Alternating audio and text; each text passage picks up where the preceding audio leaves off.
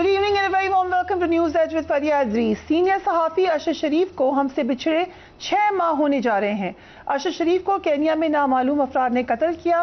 बदकिस्मती से अरशद शरीफ के कत्ल का आज खुद नोटिस तो लिया गया, लेकिन उसके बावजूद तहकीकात किसी मस्बत सिमत में आगे जाती दिखाई नहीं दे रही। सुप्रीम कोर्ट ने खुद गुज़िश्ता समाअत के हुक्मनामे में जुडिशल कमीशन बनाने का अब एक इशारा दिया है। अरशद शरीफ का खानदान इस वक्त जिस दुख और कर्ब से गुजर रहा है ये वो ही जानते हैं। आज क्योंकि खास तौर पे हमने पहला टॉपिक ये इसलिए चुना क्योंकि जैसा कि आप जानते हैं ईद भी आने जा रही है और अरशद शरीफ की फैमिली के लिए ये मुश्किल वक्त होगा।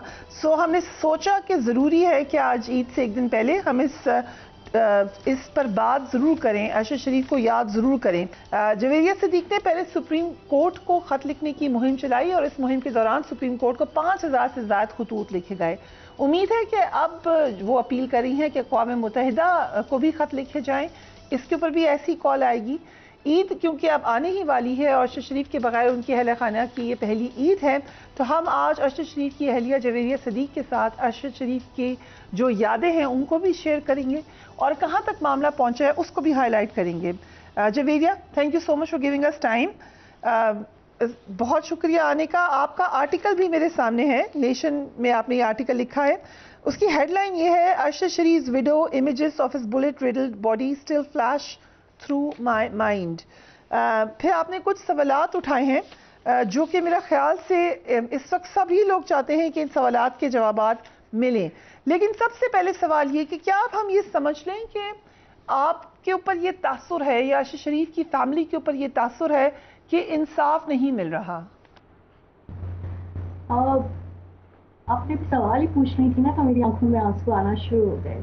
आप मुझे पहले से जानती हैं तो आपको पता है कि मैं अपने ससुराल में भी छोटी थी और अपने मैके में भी छोटी हूँ और अपने दोस्तों के सर्कल में भी सब मुझे बहुत इज्जत प्यार मोहब्बत से जो है वो रखते हैं। तो वो आपने ईद का तस्करा किया ना तो मुझे तो याद ही नहीं था कि ईद भी आने वाली है। मुझे ये भी पता है कि आप ईद बहुत एहतमाम से मनाती हैं और मनाती रहें, मेरी उम्मीद है, लेकिन आप अपने ड्रेसेस की, अपनी शॉपिंग की, अपनी हर चीज़ को आप बहुत ज़्यादा एहतमाम से मनाती हैं, ये भी मुझे पता है। मैं इतनी मैचिंग करती थी कि अरशद हंस के कहते थे कि उनको बहुत अच्छा लगता था, तो वो कहते थे कि तुमने जूते पर्स के साथ लिए हैं, पर्स कपड़ों के साथ लिए या क्या। वो बहुत खुश होते थे और मैं उनको पता होता था दिन में 2-2 दफ़ा कपड़े बदलती थी। सुबह के कपड़े कोई और होते थे और शाम के कपड़े कोई और होते थे, क्योंकि उनके और मेरे बच्चे नहीं थे। उनके बच्चे उनकी पहली शादी से थे, अल्लाह ताला उनको सेहत और सलामती दे। तो मुझे ऐसा लगता था कि आफ्टर वर्क या आफ्टर घरेलू जिम्मेदारियों के बाद मेरे पास अगर कोई बिजी रहने का ऑप्शन होता था तो वो शॉपिंग होता था और मुझे खुश लिबास पहनना, अच्छे कपड़े पहनना, उनको अच्छे कपड़े पहनाना बहुत पसंद था। उनकी शलवार कमीज़ें जो मैंने पिछले साल ली थी, वो ईद पे शलवार कमीज़ पहनते थे काले और सफ़ेद रंग की, वो उसी तरह पैक पड़ी हुई हैं क्योंकि वापस नहीं आ सके। उनके कोट्स चीज़ें सब पैक पड़ी हैं। तो ईद से पहले वो मुझे कहते थे कि मुझे न्यू नोट्स बंडल जो है ना वो मंगवा दो। वो खुद नहीं जाते थे बैंक ना, तो मुझे ये चीज़ बड़ी अच्छी लगती थी क्योंकि मैं जितने पैसे के नोट बंडल्स उनको दे रही थी ना ईदी के लिए, ईदी में देने में बहुत फराग दिल थे। 1000-5000 से कम ईदी नहीं देते थे सब बच्चों को, सब जानने वालों के बच्चों को, बड़ों को, छोटों को। तो जितने के मैं उनको नोट बंडल्स देती थी उसके डबल पैसे वो मुझे ट्रांसफ़र करते थे। तो मुझे उनके साथ ये बार्टर सिस्टम बहुत अच्छा लगता था कि वो मुझे कहें। इस बार मैं ये करूँगी कि लूँगी बंडल नोट्स, उनकी तरफ से उन तमाम बच्चों को ईदी दूँगी जिनको वो दिया करते थे। बाकी ईद जो है हम उस तरह से तो नहीं मनाएंगे जैसे उनकी होते हुए हलचल होती थी, तो वो हमारे घर में तो जैसे कब्रिस्तान की सी खामोशी है। बाकी जहाँ तक जस्टिस की बात है, आई एम रियली सॉरी। नहीं, please take your time Javeria, I am sorry. तो जहाँ तक जस्टिस की बात है तो मुझे बहुत उम्मीद है कि जस्टिस अता बंदियाला में इंसाफ देंगे, क्योंकि जब आप सब अवाम ने और सहाफ़ियों ने हमारे साथ 5000 से ज़ायद लेटर्स लिखे थे तो उसके बाद जो है वो सुमोटो हुआ था। और अभी जो है हम कंपेन कर रहे हैं यूएन के हवाले से कि एक साफ और शफाफ इन्वेस्टिगेशन हो जाए जिसमें ये पता चल जाए कि उनके कत्ल की साजिश में कौन कौन मुलव्विस थे और जो जहाँ पर क्राइम सीन जो है वो लाई करता है वो उस चीज़ पर मैं बहुत फोकस करती हूँ कि वहाँ पर जो है उन लोगों को गिरफ्तार किया जाए और सजाएं दी जाएं कि किसने जो है वो ये लीक किया कि वो कहाँ से कहाँ गुजरेंगे, ان کو کہاں پر جو ہے وہ قتل کیا گیا, کیا ان کو بعد میں گاڑی میں رکھا گیا, ایسے بہت سے سوال ہیں جو ہمارے پورے خاندان کو تنگ کرتے ہیں. مجھے اگر اجازت دیں, جو آپ نے سوالات ریز کیے ہیں ہم اگر ان کو دیکھ لیں, خاص طور پہ جو آپ نے کہا کہ obviously there are too many questions, لیکن آپ نے کہا وائی, یہ بلکہ اردو میں پڑھتی ہوں میں, کینیا کی اتھارٹیز سے یہ جویریہ کے آرٹیکل سے ہم ٹرانسلیٹ کر کے پڑھ رہے ہیں. پوچھنا چاہتی ہوں کہ میرے شوہر کینیا میں تحفظ کے لیے آئے تھے اور اپنا زیادہ وقت اپنی رہائش پر گزارتے تھے. کینیا میں ہزاروں سیاح آتے ہیں, انہوں نے میرے شوہر کو اس سے سنگل آؤٹ کیوں کیا؟ جب ان کے پاس کوئی ہتھیار ہی نہیں تھا تو پولیس یہ دعویٰ کیوں کری ہے کہ ان پر فائر کیا گیا؟ ایک اور جھوٹا دعویٰ کہ شناخت کی غلطی ہوئی, یہ کیوں کیا گیا؟ یہ کس طرح کی غیر سنجیدگی ہے؟ سو یہ تو کینیا کے حوالے سے آپ کے سوالات ہیں. آپ کو لگتا ہے کہ وہاں سے بھی انویسٹیگیشن کا رخ موڑنے کی کوشش کی گئی ہے؟ جی بالکل, وہاں پر تقریباً فائل جو ہے وہ کلوز کر دی گئی ہے, لیکن ہم کلوز نہیں ہونے دیں گے کیونکہ ایک صحافی کے قتل سے آپ جو ہے نا بچ کے نکل نہیں سکتے. وہاں ہزاروں وزٹرز آتے ہیں, تو صرف میرے شوہر کو ٹارگٹ کیوں کیا گیا جب ان کے میں کوئی ہتھیار ہی نہیں تھا اور وہ ڈرائیونگ سیٹ پہ بھی نہیں تھے؟ تو بجائے کہ ڈرائیور کی طرف گولی چلائی جاتی, ان کی طرف گولی کیوں چلائی گئی؟ گاڑی تو انہوں نے نہیں روکنی تھی نا, وہ تو پیسنجر سیٹ پہ تھے. اور ہمیں تو یہ بھی نہیں پتا کہ گاڑی میں ان کو قتل کیا گیا یا کہیں اور قتل کر کے ان کو گاڑی کے اندر جو ہے وہ بٹھا دیا گیا, کچھ پتہ نہیں چلتا. کیونکہ جو ان کے زخم ہم نے دیکھے تھے نا, تو ان کو بہت کلوز رینج سے جو ہے وہ قتل کیا گیا تھا. اب آپ نے 2 گھروں کا کفیل چھینا ہے, بوڑھی ماں کا بیٹا چھینا ہے, آپ نے مجھ سے میرا سہاگ چھینا ہے. تو کیا مطلب میرے پاس اتنا اسلامی جمہوریہ میں رہتے ہوئے رائٹ نہیں ہے کہ میں انصاف کے لیے بات کر لوں؟ میں کیا کہہ رہی ہوں؟ میں یہ کہہ رہی ہوں کہ آپ مجھے صرف تحقیقات کر کے دے دیں کہ اس سازش میں کون کون شریک تھا, اور ان لوگوں کو سزا دے دیں جو ان کے قتل میں ملوث ہیں, جس پولیس والوں نے وہاں پر گولی چلائی. میرا اقوام متحدہ کا لیٹر بھی پڑھ لیں. میں بالکل بھی نہ ارشد اینٹی اسٹیٹ تھے, نہ میں اینٹی اسٹیٹ ہوں, نہ اینٹی انسٹیٹیوشن ہوں. مجھے صرف آپ ان چند لوگوں کو بیچ میں سے سزا دے دیں جو اس قتل میں ملوث ہے. میری صرف اتنی گزارش ہے. میں نے کوئی اسائلم نہیں لیا, میں کہیں نہیں گئی, میں یہیں بیٹھی ہوں چپ کر کے اپنی بیوگی گزار رہی ہوں, صرف اپنے شوہر کے لیے آواز اٹھاتی ہوں, اور وہ بھی اس پہ لوگوں کا اعتراض ہوتا ہے کہ میں وہ بھی نہ کروں. تو اگر وہ نہیں کروں گی تو کون کرے گا؟ میرا تو کوئی بھائی بھی نہیں ہے, میرا تو کوئی دیور یا جیٹ بھی نہیں ہے. تو اب آپ بتائیں کہ ہمارے پاس آپشن کیا بچتے ہیں؟ جو آپ نے بات کی ہے نا, یہ مجھے جس وقت عاشق شریف صاحب کا جنازہ آنا تھا تو وہاں پہ یہ بات ہو رہی تھی. مجھے آئی تھنک ان کے دوست تھے, سینئر صحافی تھے, وہ سب وہاں پہ موجود تھے, اور وہ یہ بات کر رہے تھے کہ دیر از نو میل ممبر. ابھی ان کے بیٹے ہیں, وہ چھوٹی عمر کے ہیں, یوزلی خواتین ہیں اب جو عاشق شریف کی وارث ہیں. سو یہ ایک تکلیف دہ بات یقیناً ہے. پھر آپ نے یہ بھی کوشچن کیا ہے کہ میرے شوہر کی جائے وقوع اور ہاسپٹلس کی تصاویر لیک کرنے کا ذمہ دار کون ہے؟ کیا یہ قانون کی خلاف ورزی نہیں تھی؟ بالکل تھی. مجھے پتا ہے کہ آپ کے اوپر کیا اثر ہوا ان تصاویر کو دیکھ کر. ابھی تک آپ پراپرلی سو نہیں سکتی ہو ان کی وجہ سے. لیکن آپ کو کیا لگتا ہے؟ You are also journalist Javeria, I know you are widow, ابھی آپ ظاہر عاشق شریف کے غم میں ہیں, but you are also journalist. کس نے کی ہیں یہ لیک آپ کی نظر میں؟ فریہ, آپ نے دیکھا ہوگا کہ ہائی کمشنر ہی کھڑی ہوئی تصویریں لے رہی تھیں وہاں سے انسینسیوٹی کے ساتھ, اور ارشد کی پوسٹ مارٹم کے رپورٹ کے ساتھ KFC بھی پڑا ہوا تھا.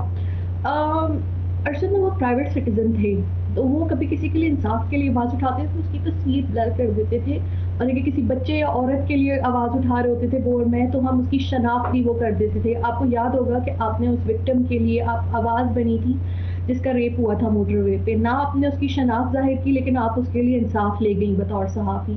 یہ تصویریں جان کے لیک کی گئیں تاکہ باقی سب کے لیے جو ہے وہ ایک بن جائے کہ بولنا نہیں ہے, اور ہمارے لیے اس لیے لیک کی گئیں کہ یہ بالکل جو ہے وہ شیٹرڈ ہو جائیں اور یہ بالکل جو ہے وہ تباہ ہو جائیں. تباہ تو خیر ہم ہو گئے اس کے جانے سے, لیکن وہ تصویریں دیکھنا, سر میں گولی لگی ہونا, سینے پہ گولی لگی ہونا, وہ بہت زیادہ تکلیف دہ تھا اور ہے اور رہے گا. اس کی امی بہت رنجیدہ رہتی ہیں, بولنے میں انہیں تکلیف ہوتی ہے. کرونا کے بعد سے گھر کا ہر فرد جو ہے وہ رنجیدہ رہتا ہے. آپ کو پتہ اس کے بچے چھوٹے ہیں ابھی بہت نا, پتہ نہیں ان کی معصوم ذہنوں پہ اس سانحے کا کیا اثر ہوا ہوگا. وہ اپنی بیٹی سے بہت پیار کرتا تھا, مجھے بتاتا تھا کہ جب طالبان نے اس کو اغوا کر لیا تھا تو اس کو سب سے پہلے جب اس کے سر پہ بندوق رکھی گئی تو اس کو سب سے پہلے اپنی بیٹی کی یاد آئی تھی. تو وہ اس سے بہت پیار کرتا تھا. تو اب سوچیں کہ ہر کسی کے اوپر جو ہے وہ کیا بیت رہا ہوگا. میرے والدین روتے ہیں, میں کہیں بھی انٹرویو دے رہی ہوں, بات کر رہی ہوں, لکھ رہی ہوں تو میں رو رہی ہوتی ہوں, اور مطلب ہماری پوری زندگی جو ہے وہ ڈسٹرائڈ ہوگی. اور یہاں پہ لوگ بجائے انصاف کے آواز اٹھانے کے, ہمارا ساتھ دینے کے, لوگ میرے ساتھ لڑنے, الجھنے اور پیٹی ایشوز میں زیادہ مصروف ہو جاتے ہیں. ہماری اپنی کمیونٹی کی میں بات کر رہی ہوں, لیکن جو سوشل میڈیا صارفین ہیں, عام عوام ہے, وہ ہمارے ساتھ کھڑے ہیں. اس کی قبر پہ ابھی تک پھول پڑے ہوئے ہیں, لوگ اس کو اتنا احترام اور محبت دیتے ہیں. ہر بیوی کو یہ ہوتا ہے کہ اس کا شوہر اس کے ساتھ رہے, زندہ رہے, لیکن اللہ نے اس کو اس شہادت کے لیے چن لیا تھا. آپ نے 3 سوال اور اٹھائے ہیں. آئی ایم ریئلی سوری کہ آپ کو میں یہ تکلیف دہ لمحہ دوبارہ پوچھ رہی ہوں. میرے شوہر کو ہسپتال بھیج کر زندگی بچانے کی کوشش کیوں نہیں کی گئی؟ میرے شوہر پر فائر کرنے والے پولیس آفیسرز کو کب تفتیش کا حصہ بنایا گیا؟ کینیا کی حکومت کب ہمیں انصاف مہیا کرے گی؟ جویریہ, یہ تو واضح طور پہ نظر آ رہا ہے کہ کینیا کی پولیس بالکل کوآپریٹ نہیں کری. ہم یہ کنکلوڈ کر سکتے ہیں کیونکہ ہماری حکومت ان کو نہیں کہتی نا. کینیا کیا پاکستان سے بڑا ملک ہے؟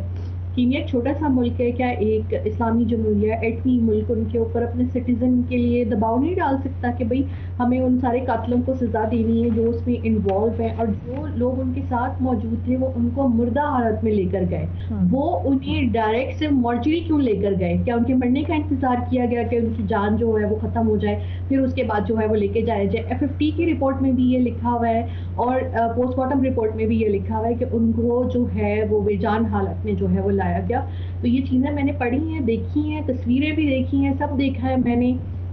وہاں کی تصویروں پہ ہاتھوں پر تشدد نہیں ہے, یہاں کی تصویروں میں تشدد ہے. تو جس نے ان کی میت کی بھی بے حرمتی کی ہے نا, تو بس رمضان چل رہا ہے تو بس اللہ کی پکڑ جو ہے نا وہ شدید ہے. ہم یہ بھی دیکھ رہے ہیں جویریہ کہ ابھی بہت سارے انکشافات ہو رہے ہیں یا پولیٹیکل کوئی سٹوری آتی ہے تو حیران کن طور پہ اس کا کوئی کلپ ارشد شریف کے شو سے نکل آتا ہے تو پتہ چلتا ہے وہ انویسٹیگیشن پہلے وہاں پر ہوئی. آپ نے بھی ایک کلپ شیئر کیا کہ شہید زندہ ہے کہہ کر. جب آپ یہ دیکھتی ہیں کہ ارشد شریف ورک از اسٹل الائیو اور وہ خود سے بات کرتا ہے کام, تو پھر کیسا لگتا ہے آپ کو؟ دیکھیے ایز اے وائف تو میں یہی چاہتی تھی نا کہ وہ زندہ رہیں اور میرے ساتھ رہیں, لیکن وہ اپنے اصولوں کے اور دھنوں کے بہت پکے تھے تو وہ بات نہیں سنتے تھے. جب یہ اتنے خطرات بنے تو مجھے بہت فکر تھی, اور میں آپ کو یاد ہوگا مجھے اس وقت کووڈ بھی ہوا تھا, بالکل بیڈ ریڈن تھی. تو میں ان کو کہہ رہی تھی آپ یہ سب مت کریں, آپ کی مت کریں, آپ ہمیں دیکھیں, اپنے بچوں کو دیکھیں, یہ دیکھیں اتنا کچھ ہو رہا ہے, آپ کی مت کریں. کیونکہ ہمارے گھر تک بھی آ گئے تھے تو مجھے یہ ہوتا تھا کہ ان کی جان کو جو ہے وہ کوئی نقصان نہ پہنچے, ان کو کوئی وہ اتنی تحقیقات کرتے تھے, اتنا پڑھتے تھے, رائٹ ٹو انفارمیشن کے تحت وہ ڈاکیومنٹس نکلوا لیتے تھے, اس پہ تحقیق کرتے تھے, تو وہ اپنی بات ثبوتوں کے ساتھ کرتے تھے. اس لیے کوئی بھی ان پہ حق عزت کا دعویٰ جو ہے وہ کر کے جیت نہیں سکا ہوگا کبھی بھی. اور پھر جو 16 FIRs ہوئی وہ بھی ساری جھوٹی تھیں, جھوٹ پہ مبنی تھیں. بس وہی چیز کہ ان کا کام اسی طرح سامنے آتا رہے گا. کیونکہ جو BMW اسٹوری ابھی آج کل بہت زیادہ ڈسکس ہو رہی ہے خاص طور پہ سوشل میڈیا پہ, اس پہ آپ کی انڈرسٹینڈنگ کیا ہے؟ دیکھیے انہوں نے بہت سے اسکینڈلز بریک کیا. آپ کو یاد ہوگا کہ پاناما اسکینڈل آنے سے پہلے وہ تمام یہ ساری منی ٹریل اور یہ تمام جائیدادوں کا سراغ لگا چکے تھے, اور اپنے شو میں انہوں نے یہ ساری چیزیں 2 مہینے پہلے ہی بتا دی تھی. پھر اس کے بعد انہوں نے جو مختلف سٹوریز کی, TT کے اوپر, لیرنگ کے اوپر, منی کے اوپر, اسی طرح انہوں نے توشہ خانہ کے اوپر بھی سٹوری کی تھی. اور انہوں نے یہ سوال اٹھایا تھا کہ یہ بتایا جائے کہ کس نے کس وقت جو ہے وہ گفٹ لیے تھے, اور اس کے حوالے سے وکیل صاحب نے پٹیشن دائر کی اور وہ چیزیں جو ہے وہ پبلک ہو گئی. اور پھر دوسری جو انہوں نے ان کے فرینڈ نے جو ہے وہ پٹیشن دائر کی تھی وہ تھا کہ 124A کا خاتمہ اس لا کا, کہ اس کو جو ہے وہ یوز کیا جاتا ہے آزادی صحافت اور آزادی رائے کے حوالے سے, وہ بھی ختم ہوا. اس کا مطلب ہے کہ شہید زندہ ہے. شہید جو ہم پڑھتے ہیں نا کہ اللہ اس کو رزق دیتا ہے, تو وہ بات بالکل سچ ثابت ہو رہی ہے کہ وہ کہیں نہ کہیں سے ہمیں دیکھ رہے ہیں, اور کہیں نہ کہیں سے وہ تمام چیزیں سامنے آ رہی ہیں, جو کہ اس لیے ان کی آواز بند کرائی گئی تھی کہ سامنے نہ آئیں, لیکن وہ سب جو ہے وہ پبلک ہو رہا ہے اور ہوتا رہے گا. جب جرم ہوتا ہے تو وہ چھپتا نہیں ہے. تو اسی طریقے سے جب ایک خون ناحق کیا ہے, قیمتی انسان کو ہم سے چھینا ہے, تو ہمیں مطلب مجھے کیا پورے پاکستان کے لوگ ابھی بھی تعزیت کرنے آتے ہیں تو روتے ہیں. اس کا آپ سوچیں کہ کتنا بڑا سینس آف لاس ہوگا ہمارے لیے, فیملی کے لیے, اگر ایک غیر شخص قبرستان میں مجھے دیکھ کے خاتون میرا ہاتھ چوم لیتی ہے, تو یہ عزت ارشد کی وجہ سے مجھے مل رہی, اس میں میرا کوئی کمال نہیں ہے.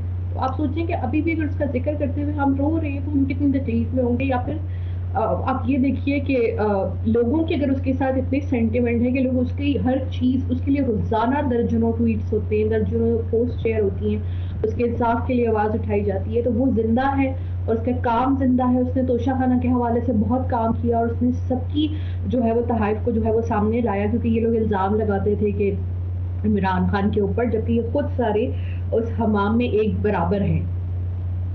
سو اگین جو اس وقت آپ دیکھ رہے ہیں کہ ایک تنازع کھڑا ہوا ہے، اور انفارچونیٹلی آپ کے اوپر بھی سوشل میڈیا کے تھرو کیمپین کی گئی، ایک تو ہم اس کی مذمت کرتے ہیں شدید، لیکن یہ سوشل میڈیا پہ آپ پہلے بھی جو ٹرولز تھے ان کو کافی ٹھیک کرتی تھی، بلکہ آپ تو دوسروں کو سکھاتی تھی. ہم کافی ساری اینکرز ہیں جن کو آپ نے ہمیں بتایا کہ ٹرولنگ کو کیسے آپ نے کیٹر کرنا ہے سوشل میڈیا پہ.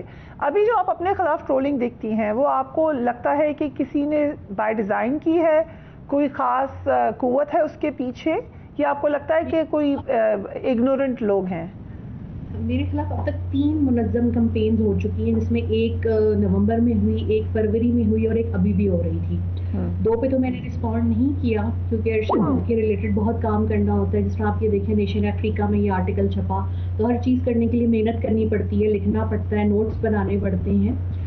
میں انگلش رائٹر تھی بھی نہیں، ارشد کی وجہ سے مجھے ساری چیزیں جو ہیں وہ انگلش میں کرنی پڑتی ہیں کیونکہ لوگوں کو اردو نہیں سمجھ آتی عالمی اس کو. جو فروری میں چلی نا وہ اتنی منظم اور خطرناک تھی کہ اس میں مذہبی جذبات کو ابھارنے کی کوشش کی گئی میرے خلاف. تو میرے وکیل میرے لیے بلیسنگ ہیں، میاں علی اشفاق اور سعد بٹر نے جو ہے وہ میری طرف سے درخواست جمع کرا دی FIA پہ، جس پہ تاحال کچھ ہوا تو نہیں، لیکن اپنی طرف سے میں نے وہ سبمٹ کرا دیا. اور اس عالمی تنظیموں نے بھی اور جو ہماری اپنی تنظیمیں ہیں اس نے بھی جو ہے اس پہ آواز اٹھائی اور نوٹس لیا کہ اس طریقے سے ایک خاتون صحافی جو کہ عدت میں ہے اس کے اوپر اس طرح مہم نہیں چلانی چاہیے. اور میں نے اپنی شرعی عدت جو ہے وہ مکمل کی، کیونکہ آپ کی اور میری ٹیچر سمیہ آپا نے مجھے یہ کہا تھا کہ ارشد کے لیے یہ ضرور کرنا ہے. تو میں نے ان کو کہا کہ میں بالکل کروں گی اور میں بالکل کہیں آؤٹ جاؤں گی نہیں. اور I was confined to my house اور میں نے پوری شرعی طریقے سے اس کو مکمل کیا. اور ابھی بھی جس کے لیے یقیناً اللہ تعالیٰ آپ کو بہت جزا دیں گے. اور بہت ہی افسوس ہے ان لوگوں کے اوپر جو لوگوں کی کانڈکٹ کے اوپر سوال اٹھاتے ہیں. ہم لوگ تو وٹنس ہیں اس بات کے کہ آپ نے ٹوٹل اپنی ریلیجس ڈیوٹی پوری کی ہے. اس کے باوجود آپ کے اوپر کیمپین کی گئی. So who do you think is behind this campaign? Exactly کون تھے لوگ؟ موسٹلی پرو گورنمنٹ اکاؤنٹ تھے جو میں نے سارے پوائنٹ آؤٹ کر کے بھیج دیے تھے، لیکن ہونا تو کچھ بھی نہیں ہے. کچھ اس کے سرگنا باہر کے ملکوں میں بیٹھے ہوئے تھے، اور کبھی کوئی اچھی ڈھنگ کی حکومت آئی جس کو آزادی رائے کا خیال ہوا، لوگوں کے حقوق کا خیال ہوا، تو پھر ڈیفینیٹلی اس پہ کوئی ایکشن ہوگا اور ہمیں ارشد کے لیے انصاف ملے گا. لیکن فی الحال تو ایسا کچھ نہیں لگ رہا اس رجیم میں کہ ہمیں کوئی انصاف ملے گا. لیکن چیف جسٹس سے مجھے بہت امید ہے، اور اس کے ساتھ ساتھ اقوام متحدہ سے بھی ہے. کم از کم اگر کچھ نہیں کر سکتے تو ان لوگوں کو گرفتار کر کے سزا دے دیں جنہوں نے اس پہ گولیاں چلائیں. تو اتنا تو کم از کم کر ہی سکتا ہے. اتنی تو ہماری اسٹیٹ بھی ان کو کہہ ہی سکتی ہے کہ ہمارا بہت قیمتی سٹیزن تھا، ہمارا بہت امپورٹنٹ صحافی تھا. دیکھتے ہیں کہ کبھی کوئی ایسے لوگ اگر آ گئے حکومت میں تو شاید کہہ دیں. ابھی تک تو کسی نے نہیں. جویریہ صدیق صاحبہ، تھینک یو سو مچ ہمیں وقت دینے کے لیے.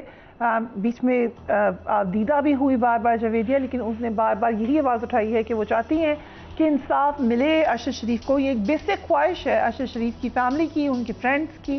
اس کے حوالے سے کیا کر سکتے ہیں، آواز اٹھا سکتے ہیں، وہ ہم اٹھاتے رہیں گے. We will take a break and we will be right back.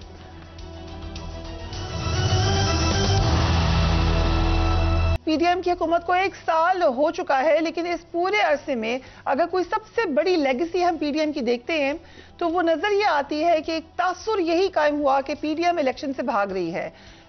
Us P D M ایک مجموعہ ہے مختلف جمہوری جماعتوں کا، مگر اندر ہی سے ہم نے دیکھا کہ پھر جماعتوں کے اندر سے کچھ ایسی آوازیں بھی آئیں جہاں پر یہ ضرور کہا گیا، اگرچہ اکا دکا آئیں، کہ بہرحال الیکشن کی طرف جانا ہی ہر مسئلے کا حل ہے. سینیٹر مشاہد حسین ہمارے پروگرام میں موجود تھے. لیٹس واچ ہم. یہ ایسی جنگ ہے آپس میں کہ کوئی قوت، کوئی شخص یا گورنمنٹ یا پارٹی یا ادارہ دوسرے کو ختم نہیں کر سکتا. اگر آپ سمجھتے ہیں کہ آپ اپوزیشن کو کرش کر دیں گے، یہ 21st سینچری ہے. یو کانٹ کرش. ذوالفقار علی بھٹو کو پھانسی دی گئی. جس دن ضیاء اللہ کی ڈیتھ ہوئی اس کے بعد اس کی بیٹی الیکٹ ہو کے پرائم منسٹر بن گئی. اپوزیشن کو، عمران خان کو کرش کرنے کا ایک ہی طریقہ ہے، through the ballot box, through an election. Let the people decide, not through administrative diktat. اگر کوئی سمجھا کہ ڈنڈے کے ذریعے یا وہ کرنے، وہ پاسبل. हुकूमत की जानिब से इलेक्शन करवाने से गुरेज पर मुशाहिद हुसैन सईद ने यह भी कहा कि जनरल ज़ियाउल हक भी कहते थे कि इलेक्शन उस वक्त होंगे जब मुस्बत नताइज सामने आएंगे। जरा देखिए। 2 महीने पहले 2 महीने बाद वो नहीं। क्वेश्चन ये है कि 2023 इज द इलेक्शन ईयर। बड़ी इंटरेस्टिंग बात कहते थे जनरल ज़ियाउल हक। वो कहते थे कि इलेक्शन उस वक्त होंगे जब मुस्बत नताइज आएंगे। सूरत हाल किस तरफ जारी है? हमने फेस ऑफ भी देख लिया, आपस में लड़ाई भी देख ली, तसादुम भी नजर आ गया, लेकिन इससे बाहर किस तरीके से निकला जाएगा? लगता यह है कि किसी ना किसी की कुर्बानी तो जरूर होगी।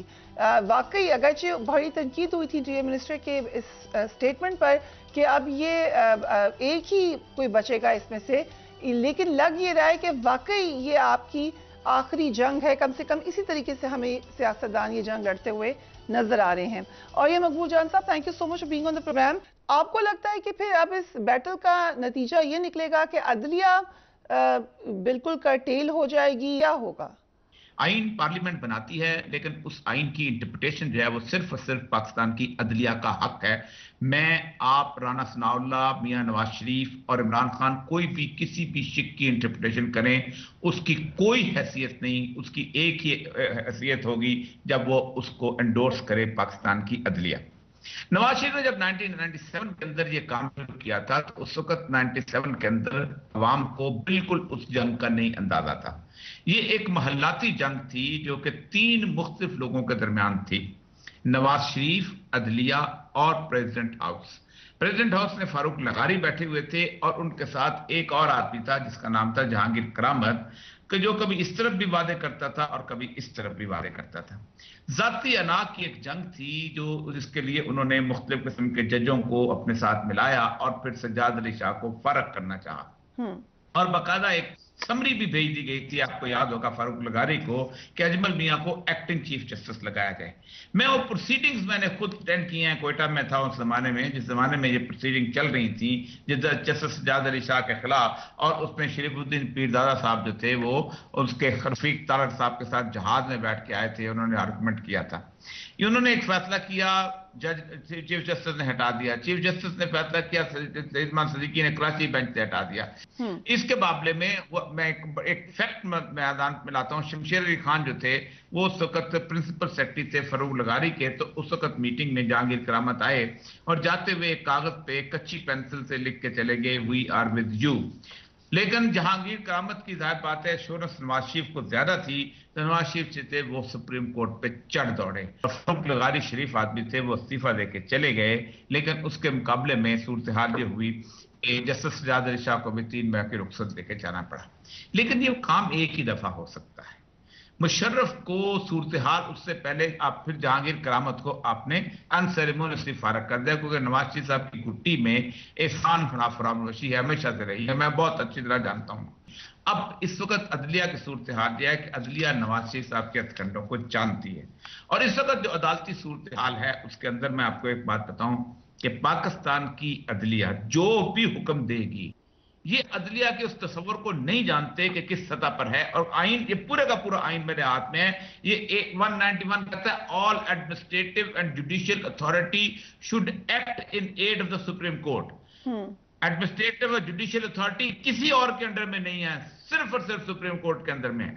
187 को कहता है कंप्लीट जस्टिस, कानून मौजूद ना हो उसके बावजूद ये कानून बना सकती है। तो ये तो भूल जाएं कि अदलिया का फैसला जो है वो कर जाएगी और वो फैसला हवा में लहरा। और ये साहब आपने बड़ी इंटरेस्टिंग हमें माजी से कंपैरिजन करके दिया है। इसी से रिलेटेड अभी जो हो रहा है उस पर मेरा एक सवाल है, वक्त में जरा शाकिर साहब को शामिल करूं, फिर वापस इसको कंटिन्यू यहीं से करेंगे। साबिर साहब, मीनवाइल हम ये देख रहे हैं कि एक कैंपेन भी चल रही है जो सोशल मीडिया पे भी चल रही है, जो कुछ चैनल्स एक मौक़िफ़ लिए हुए हैं, वो एक साइड पर हैं, कुछ कोई और बात कर रहा है। और फिर हमने देखा कि एक खबर फैलाई गई कि जजेस आपस में गुत्थम गुत्था हो गए हैं। हमें इस तरीके से पता है कि हमारे पास भी 2 सोर्सेज से वो खबर आई, मगर टाइम गलत दे दिया, एक वक्त कुछ वक्त का दे दिया, एक वक्त एक और टाइम का दे दिया, तो हमें फिर थोड़ी सी आइडिया हो गया कि ये शायद ऐसे नहीं हुआ होगा। लेकिन ये जो तमाम एक सरगर्म है एक पूरी की पूरी फेक न्यूज़ की फैक्ट्री, ये भी इस वक्त एक डिफरेंस है माजी से। کچھ مقبول صاحب نے بتا دیا اور کچھ میں بھی بتا دیتا ہوں. مسئلہ یہ ہے کہ اس وقت جو سارا کچھ ہو رہا ہے یہ فوری طور پہ نہیں ہوا، یہ پلاننگ کافی دنوں سے ہو رہی تھی، اور جو ایک پلان تھا، جو ایک ایجنڈا تھا، جو کچھ ٹارگٹس اچیو کرنے تھے، اس میں انہوں نے سپریم کورٹ یا عدلیہ کا رول جو ہے وہ نہیں دیکھا تھا.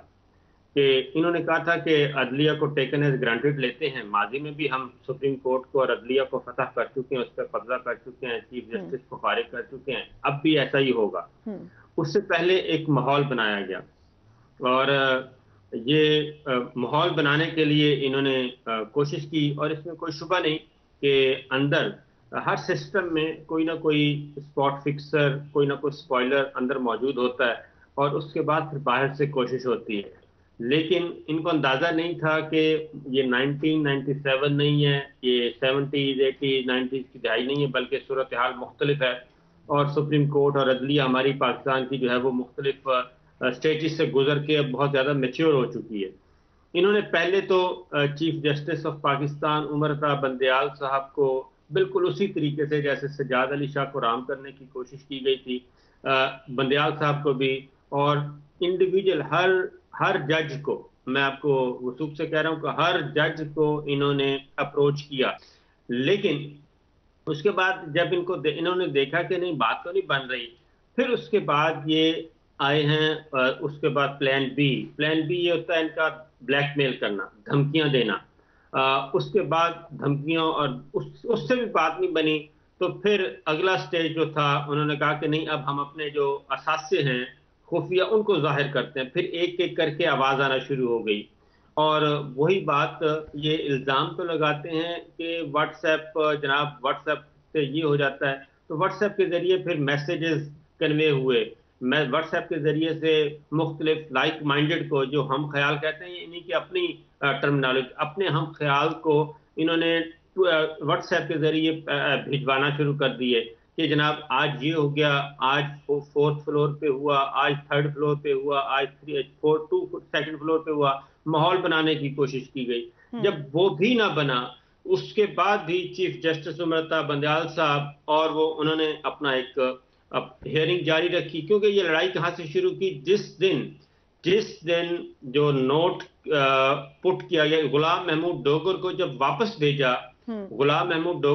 واپس بھیجا، اسی دن سے وہاں سے سٹارٹ کیا انہوں نے. اور پہلے ایک جج کو ٹارگٹ کیا، آنریبل جج جسٹس نقوی صاحب کو، پھر انہوں نے اس میں ایک اور ایڈیشن کی، جسٹس اعجاز الحسن صاحب کو لے کے آئے، پھر جلسے میں لہرایا گیا، کیونکہ یہ پریشر کرتے جا رہے تھے. جوڈیشری ریزسٹ کر رہی تھی اور ریسٹرین کا مظاہرہ کر رہی تھی، لیکن وہ اپنا کام کر رہی تھی، یہ اس کو روک رہے تھے. اس کے بعد مریم صاحبہ آ گئیں جلسہ عام میں. انہوں نے کہا جی اب تو میرے پاس پاور ہے اور سارا سسٹم مجھے سپورٹ کر رہا ہے، اور سسٹم سے مراد سسٹم تھا کہ پورا سسٹم میرے ساتھ ہے، تو دیکھتے ہیں کیا ہوتا ہے. انہوں نے نہ ججز کو چھوڑا، نہ ریٹائرڈ جرنیلوں کو چھوڑا، نہ موجودہ جرنیلوں کو، نہ موجودہ ججز کو. یہ ساری چیزیں جوڈیشری کے اندر بھی ایک ریئیکشن ہوتا گیا کہ یہ ہو کیا رہا ہے، کہ جوڈیشری آئین اور قانون کے مطابق صرف اتنا کام کرنے چاہ رہی ہے کہ آئین پہ عمل درآمد ہو جائے، 90 دن کے الیکشن ہو جائیں. جوڈیشری نے ایسا کیا گناہ کر دیا ہے؟ پھر انہوں نے 3, 4 اور فل کورٹ کا سلسلہ کھڑا کیا. فل کورٹ کے پیچھے چھپنے کی کوشش کی، فیصلہ آ گیا، فیصلہ امپلیمنٹیشن شروع ہو گئی. پھر انہوں نے کہا کہ نہیں یہ تو 3-4 ہے، یہ 2-4 ہے، یہ 2-3 ہے. اصل ایشو سے مسئلہ ہٹا دیا. اصل ایشو کیا تھا؟ لڑائی شروع ہوئی تھی 90 دن کے اندر الیکشن، آئین پہ عمل کرنا ہے. انہوں نے ساری لڑائی کو ڈائیورٹ کیا، اور لیکن اس طرح تو صابر بھائی انہوں نے وہ اچیو کر لیا جو وہ کرنا چاہ رہے تھے. یہی تو اچیو کرنا چاہ رہے تھے، لیکن اچیو وہ نہیں کر سکے. اصل تو اچیو کیا تھا؟ ان کی ٹائم لائن سیٹ کی ہوئی تھی نا. ٹائم لائن کیا تھی میں آپ کو بتا دیتا ہوں. یہ جو لڑائی کی خبریں پھیلانا کہ جی لڑائی ہوگی، یہ ایمبیرس ہے نا، ایمبیرس کرنا کسی کو. پھر ججز کو بھی یہ کہا گیا. اصل معاملہ کیا تھا؟ اصل معاملہ یہ تھا کہ یہ ایک ٹائم لائن سیٹ کر کے بیٹھے تھے کہ ہم لیجسلیشن کریں گے، ان کو سسپینڈ کر دیں گے 184(3) کے تحت، اور جیسے ہی ہم لیجسلیشن کریں گے یہ قانون پاس ہو جائے گا. اب ایوان صدر ان کے پاس نہیں ہے. ایوان صدر میں فاروق لغاری صاحب उस वक्त थे, लेकिन सदर अलवी उनसे कहीं ज्यादा समझदार और कहीं ज्यादा रजिस्ट करने वाले। फारूक लगारी साहब वो खेल रहे थे, इधर उधर कर रहे थे, क्योंकि लगारी साहब उस खेल का हिस्सा भी थे, सदर अलवी उस खेल का हिस्सा नहीं थे, ये जो कुछ हो रहा था। तो ये बड़ा इंटरेस्टिंग है, उस वक्त सदर के पास पावर भी ज्यादा थी, अब सदर के पास इतनी पावर नहीं है। उसके बावजूद असर्ट किया प्रेसिडेंट ने अपने आप को। इसके बावजूद प्रेसिडेंट अलवी जो हैं, उन्होंने एक अच्छा डिसीजन किया और रजिस्ट किया। रजिस्ट करने के बाद उन्होंने जब वापस भेजा, मैं अब आपको ये कोड अनकोड बता रहा हूं कि इन्होंने कहा कि ये ज्यादा से ज्यादा क्या करेंगे, प्रेसिडेंट वापस भेज दिया। उसके बाद इन्होंने कहा हमारे पास 10 दिन और होंगे, और 10 दिन जब वापस भेजेंगे तो 20 तारीख से हम विक्ट्री स्टैंड पे पहुंच जाएंगे। 20 तारीख को जो पूरे दिन हो जाने थे, कानून आज खुद कानून बन जाना था।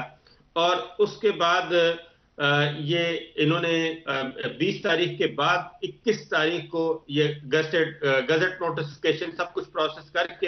बड़ा इंटरेस्टिंग आपने एनालिसिस कर दिया है कि क्या होने जा रहा था, कहां से शुरू हुआ और आगे कहां तक गए, अब हम कहां पर खड़े हैं। और ये साहब गुज़िश्ता दिनों, अगर मैंने कहा था कि आपने बड़ा इंटरेस्टिंग कंपैरिजन किया है।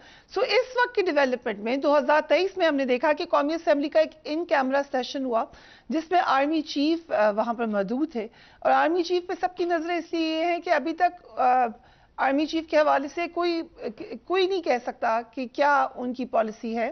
पिछले चीफ के बारे में तो हमने देखा बातें होती रहीं, लेकिन अभी तक कोई बात वाज़ेह नजर नहीं आई है। उनका एक बयान आया मीडिया में जिसमें उन्होंने कहा कि फैसले अवामी नुमाइंदे करेंगे, मंजिल का तयन पार्लियामान करे, हम साथ देंगे। सो इसमें कोई मैसेज था आपके ख्याल में? देखिए, पहली बात तो यह है कि 3 दफा सवाल हुआ उनसे पाकिस्तान की अदालत के इस मामले के ऊपर पार्लियामेंट के अंदर, लेकिन उन्होंने कहा कोई और बात करें। ठीक, पार्लियामान फैसला करे, पार्लियामान फैसला आइन के मुताबिक करेगी ना, आइन से बाला तक तो आइन फैसला नहीं कर सकती। और एक बात आप याद रखें कि इस वक्त जो सूरत हाल है वो पाकिस्तान में आज से पहले कभी नहीं आई थी। उसकी एक वजह यह है कि नवाज शरीफ ने जिस वक्त वो मामला किया था और वो उसको सबक सिखाना चाहते थे, उसके साथ साथ वो फारूक लगारी से भी नाराज थे क्योंकि वो समझते थे कि इसने हमें धोखा दिया, उसको सबक सिखाना चाहते थे। इस वक्त की सूरत हाल ये है कि इनके हाथ में इस वक्त कुछ भी नहीं है।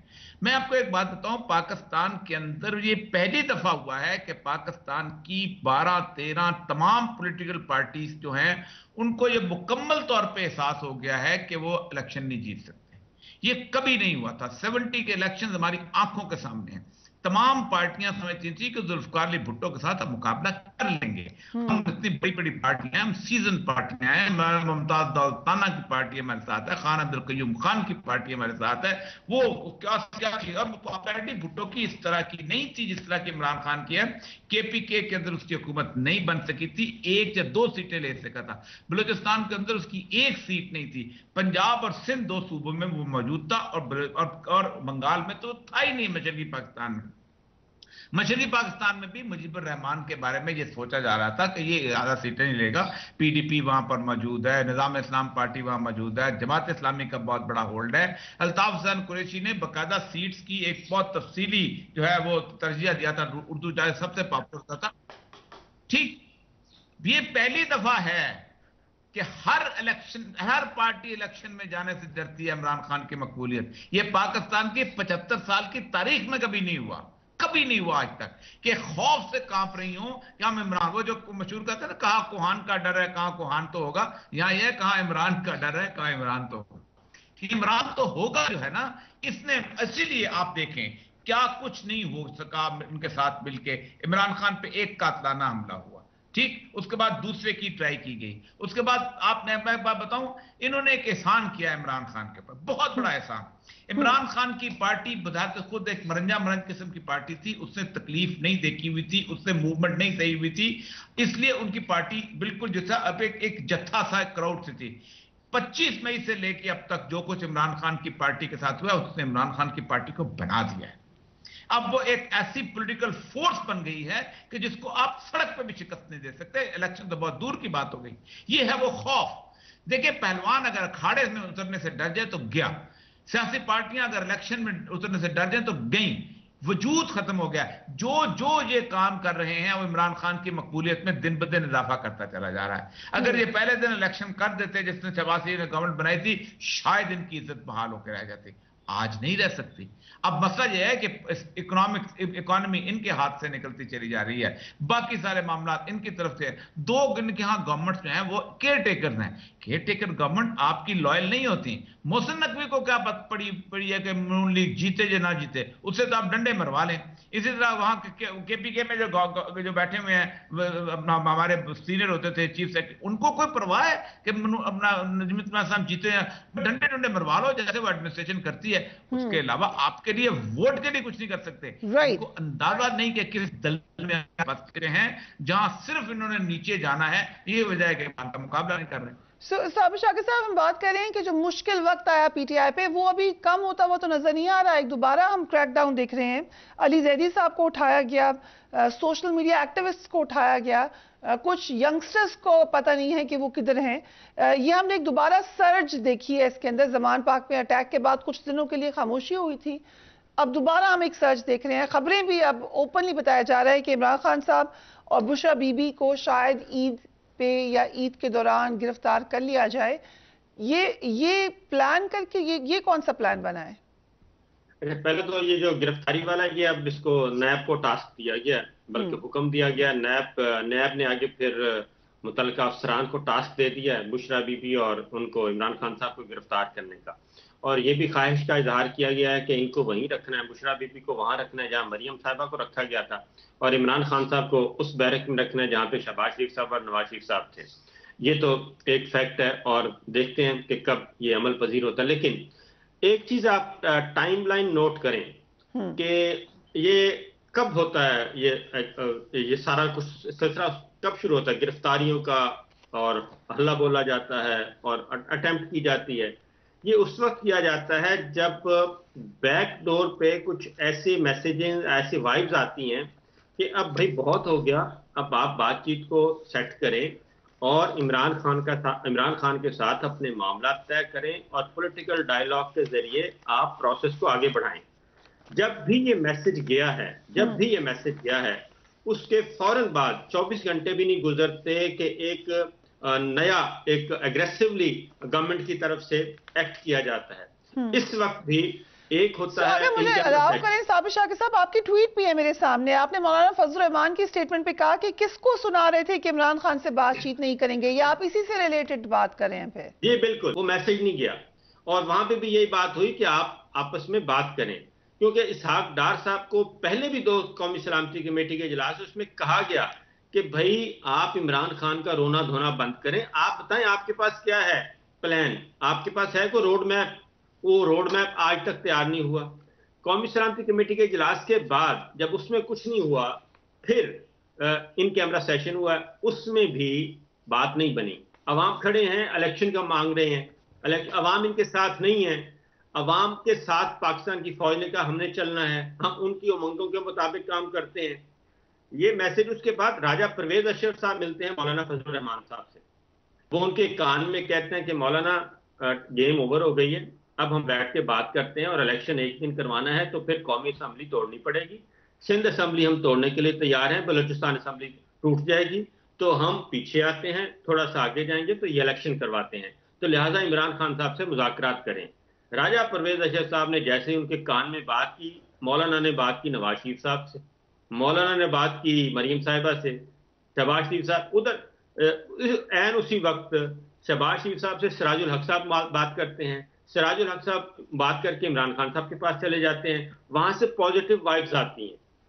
یہ ساری چیزیں ہیں. تو اب 2 گروپ ہیں پی ڈی ایم کے اندر بھی, ایک ہے نواز گروپ یعنی کہ نواز شریف اور مولانا ایک سائڈ پہ, شہباز شریف صاحب پازیٹیو وائبز دے رہے ہیں, وہ میسیجنگ کر رہے ہیں, وہ پیغامات بھجوا رہے ہیں کہ میں مجبور ہوں تو ذرا خود ہی کر لیں جو کچھ کرنا ہے. یہ بڑا انٹرسٹنگ آپ نے تمام کے تمام جو ایک صورتحال ہے اس پہ نظر ڈالی ہے, اور یہ سب آپ ایگری کرتے ہیں. اس میں ایک چیز میں ایڈ کرنا چاہتی ہوں کہ بڑا میں نے افسوسناک ٹرینڈز دیکھے. ایک تو پی ٹی آئی کے لوگ بھی ایک دم سے جذباتی ہو جاتے ہیں. جو آرمی چیف کا بیان آیا کہ آپ نیا پاکستان پرانا پاکستان کو چھوڑ کے ہمارا پاکستان پہ بات کریں, تو اس کے اوپر بڑا عجیب قسم کی ٹویٹس آئیں. लेकिन जो अभी साबिर शाकिर साहब कह रहे हैं, अगर आप उससे कनेक्ट करें तो वो भी यही इंदिया था कि आप एक बातचीत करें, आगे चलने की बात करें, उसको अगर आप ट्रांसलेट करें तो हमारे पाकिस्तान का यही मतलब होता है कि सब बैठ जाएं, सब मिल के बात करें। क्या वाकई बातचीत का लग रहा है कि कहा गया है और ये लोग नहीं है राजी? हमने देखा कि पीपल्स पार्टी ने मुज़ाकराती कमेटी बना दी है जो इत्तेहादियों समेत अपोजिशन से भी मुज़ाकरात करेगी, लेकिन हमें ये बिल्कुल भी विलिंगनेस नजर नहीं आ रही है, शायद इस वक्त PMLN की तरफ से या मौलाना फजल रहमान की तरफ से। जी और ये साहब देखिए, 10 अप्रैल के बाद की जो सूरत हाल है ना पाकिस्तान की, उसने बुनियादी तौर पर पाकिस्तान के अवाम को फैसला करने का इख्तियार दे दिया हुआ है। और वो बताते हैं कि तुम जो भी बयान दोगे, खा 4 मिलके दो या 6 मिलके दो या 7 मिलके दो, हम फैसला करेंगे कि ये बयान कैसा है। जिनको आप PTI के वर्कर्स कह रहे हैं ना, वो बुनियादी तौर पर एक मुकम्मल तौर पर अवाम है, इसलिए कि वो पाकिस्तान की इस पूरे के पूरे हेल्म ऑफ अफेयर्स के ऊपर बताते हैं कि हवा का रुख किस तरफ है। ये मैंने पहली दफा अपनी जिंदगी के अंदर देखा, ऐसा कभी नहीं हुआ था। ये बड़े इंटरेस्टिंग एनालिसिस है, मुझे रैप अप करना है, लेकिन साबिर शाकिर साहब योर कमेंट्स आप एग्री करते हैं और ये सब की इस बात को कि इस वक्त जो डिक्टेशन है वो अवाम दे रहे हैं? मैं ये बात इसी को आगे बढ़ाता हूं। PNA पाकिस्तान कौमी इत्तेहाद जो है वर्सेस 1977 की बात कर रहा हूं, जुल्फकार अली भुट्टो साहब के अगेंस्ट कौमी इत्तेहाद की तहरीक चल रही थी। ये सिचुएशन थी उस वक्त भी, सारी की सारी सपोर्ट, पब्लिक सपोर्ट जो है वो बिल्कुल दूसरी तरफ थी। वो अब मामला उस तरफ नहीं है, उस तरह से नहीं है कि इमरान खान साहब के साथ एक बात हुई और मामला तय पा रहेंगे। क्यों इमरान खान साहब बार बार रेजिस्ट कर रहे हैं कि मैं मुज़ाकरात नहीं करूंगा, मैं सिर्फ इलेक्शन की बात करूंगा, इलेक्शन देंगे तो बात बढ़ेगी वरना नहीं होगी। इसलिए कि इनको एक फोटो सेशन चाहिए, एक तस्वीर चाहिए कि इमरान खान साहब के बारे में कहा जाए कि ये भी कंप्रोमाइज्ड पर्सन हैं। रफीक बाजवा साहब की तारीख में मिसाल मौजूद है, और ये साहब से पूछ लें। Very interesting, thank you so much. और ये साहब आप बिल्कुल अफर्मेशन में सर हिला रहे हैं अपना, सो आई एम श्योर वो इस बात को एंडोर्स करें। और ये मकबूल जान एंड साबिर शाकिर साहब, thank you so much for joining us. Interestingly हम पाकिस्तान की सियासी तारीख को पैरेलल चलते हुए देख रहे हैं माजी के साथ, लेकिन तब्दीली जरूर आई है और लग ये रहा है कि इस वक्त की तब्दीली अवाम के नैरेटिव की वजह से आई है जो कि बहुत ज्यादा पावरफुल हो चुका है।